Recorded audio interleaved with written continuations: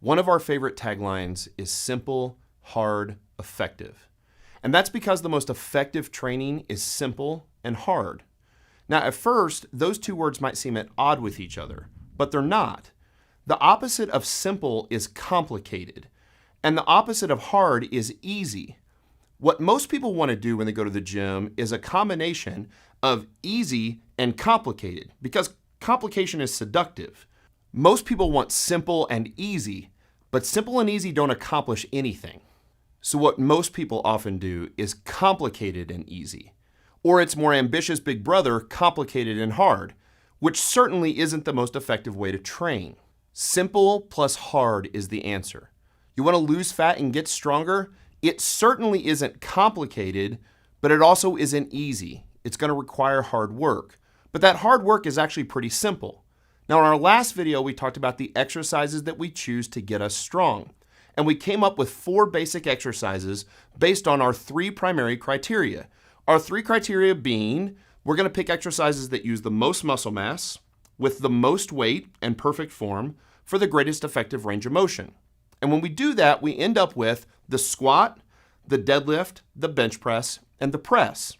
The squat is just a simple exercise where we put a bar on our back and we squat down on the middle of our foot below parallel with our hip crease just below the top of our knee and use hip drive to come back up. The entire body is loaded, and here's the thing. It's a simple exercise, but it's definitely the hardest exercise. That's why most people don't want to squat. You walk into a gym on any day of the week, but especially Monday, and all the bros are doing bench press. Rarely will you walk in on Monday and see a bunch of people squatting. And it's because it's so hard. The body responds to squats in a way that it won't respond to any other lift, both muscularly and hormonally.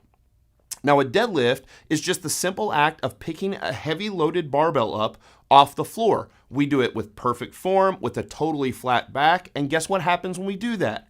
Our backs get stronger. When our backs get stronger, they become less vulnerable to injury, not more vulnerable to injury. We don't have to be worried about picking weight up with our back. The press, or what most people call a military press, where we take the barbell out of the rack and just press it overhead, is an incredible exercise for upper body, utilizing the shoulders, the rear delts, the rhomboids, and the traps, and loading the entire body from the barbell at the top of our head all the way down through the bottom of our feet.